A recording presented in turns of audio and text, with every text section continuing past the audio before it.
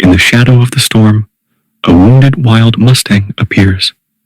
But what begins as a rescue becomes a test of fate, freedom, and the haunting secrets we carry. This is not just a story about healing, it's about the moment when love means letting go. Stay with us as we uncover the emotional, suspenseful journey of one woman, one horse, and a decision that will change everything. The wind carried a strange sound that night. Not quite a howl, not quite a scream, something in between, like sorrow caught in the throat of the canyon. Rowan stopped short at the edge of the gully, her flashlight flickering. Her boots slipped slightly in the mud. The storm had passed hours ago, but the forest still wept, branches dripping, soil soft, the air thick with silence. Then she saw her. At the base of a rock outcrop lay a wild Mustang, her silver coat muddied and torn, one leg twisted unnaturally beneath her. The mare thrashed once, then stilled, eyes wide and rolling. Her breath came fast. Rowan took a cautious step forward. "Hey, girl. It's okay. I see you." She didn't know what made her whisper. Maybe it was the way the horse's eyes mirrored something she recognized. Fear, pain, maybe even betrayal. Or maybe it was the eerie silence that blanketed the woods, as if something more than just Rowan had found her. She slipped off her jacket and crept closer. 2 years earlier, the plane crash had killed her sister. Rowan never spoke of it. She hadn't told anyone she was supposed to be on that flight too. She'd backed out at the last second because of a panic attack, something she hadn't had in years. That choice had saved her life, and it haunted her every single day. It had been her sister's birthday trip, a celebration, one last getaway, before real life swallowed them both again. Rowan was at the gate, ticket in hand, when her chest had caved in, her vision narrowing like a tunnel. She dropped her bag and sat on the cold tile, gasping like she was drowning. Her sister had hugged her, told her it was okay, and boarded without her. The plane never landed. Since then, she'd left the city, bought a crumbling cabin in the Montana backcountry, and started over, alone. But something always lingered, like a presence, watching, waiting. Now, Rowan named the Mustang Wildflower, not because she was delicate, but because she had survived, sprung up against all odds from fractured ground. The vet said the leg was bad, but not unfixable. Months of rest, time, care. Rowan had all three. As she changed bandages and built a paddock from salvaged fencing, she started hearing things at night. Footsteps crunching outside. A shadow in the woods. She thought maybe it was a mountain lion, or her imagination. But then came the notes. Folded pieces of paper, wedged into her porch railing. You can't keep what belongs to the wind.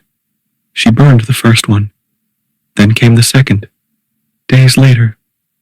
Let her go. Before it's too late. She didn't tell the vet. Didn't report it. Something about the words made it feel personal. Like whoever wrote them knew her pain, her guilt. And Wildflower. She was healing. Stronger every day. Her coat grew glossy again.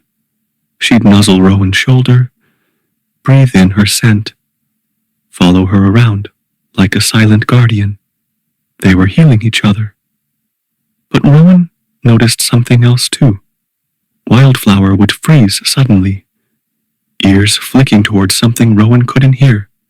Her eyes would narrow, fix on the woods, and a low rumble would hum in her throat. One night, Rowan found the mare staring at the tree line for hours, completely still, as if waiting for something or someone. It was the same spot where Rowan later found a strange symbol carved into the bark of an old pine, a spiral with 3 lines through it. She took a photo and deleted it seconds later. She didn't want it on her phone. One night, Rowan woke to the sound of hooves. She ran outside barefoot, flashlight trembling. Wildflower's gate stood open. The horse was gone, and in her place, another note. You were warned. The tracks led into the trees. Rowan followed, adrenaline crashing through her veins. Hours passed, and then a scream. Not Wildflower's. Human. She found a man kneeling by a tree, blood on his shirt, a hunting knife in his hand. He saw her and froze. I tried to help her, he stammered. She ran. I was just... He dropped the knife and held up shaking hands. You don't understand. She's not what you think. Rowan backed away, heart racing. Who are you? He opened his mouth to speak, but something in the woods growled. Low, guttural, unnatural, and he ran. The secret. Rowan found Wildflower hours later, huddled beneath the branches of a fallen pine, eyes wide with terror. Her leg was bleeding again. As Rowan approached, the mare didn't move. But behind them, something moved. A figure.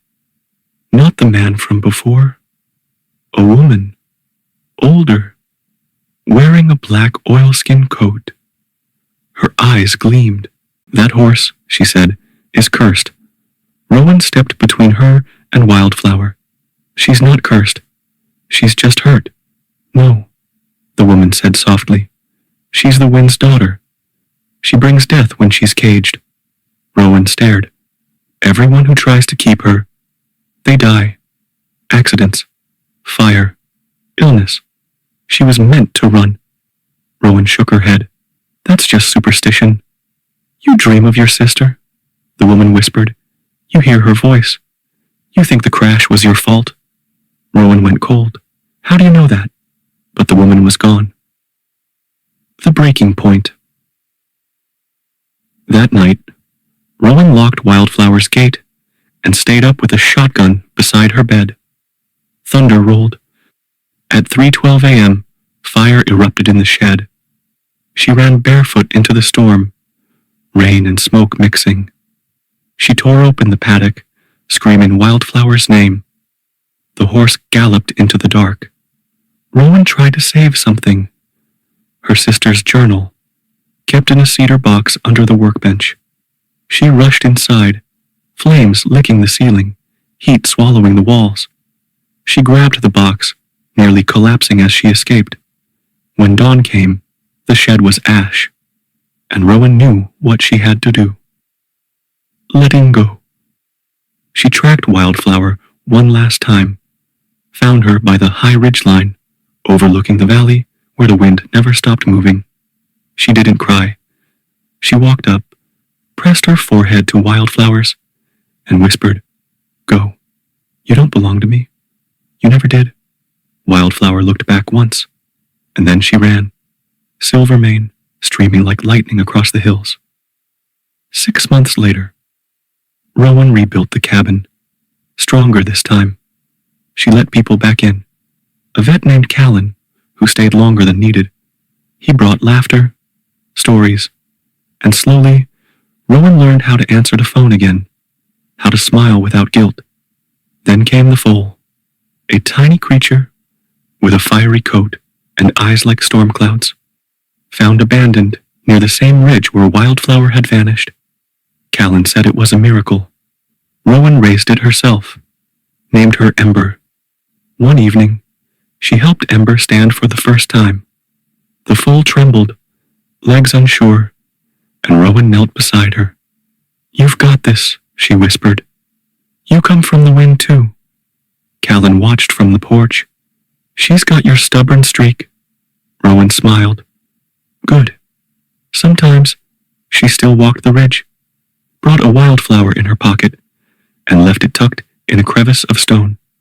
A ritual. A promise. She never saw Wildflower up close anymore. But one night, when the wind was just right, she heard hooves behind her and didn't turn around. She only smiled, closed her eyes, and whispered to the air, Run. Wildflower, run. Epilogue. Years passed. Rowan's cabin became a sanctuary, not just for Ember, but for other strays and stories. Word spread. People came from the city, broken in their own ways, seeking something quieter, kinder. There was a bench beneath a tall pine now, overlooking the valley. A plaque beneath it read, "To the wind's daughter, and the one who let her go." Every spring, a wild Mustang was spotted from afar, running the ridgeline, silver against green, always alone, always free. And Rowan, older now, with streaks of gray in her braid, would sit quietly and watch, not to recapture what was lost, but to remember what was set free. Some souls are meant to run free, and sometimes the bravest thing we can do is open the gate.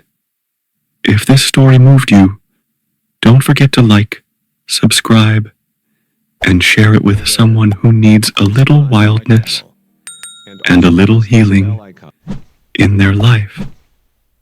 Comment below. Would you let Wildflower go?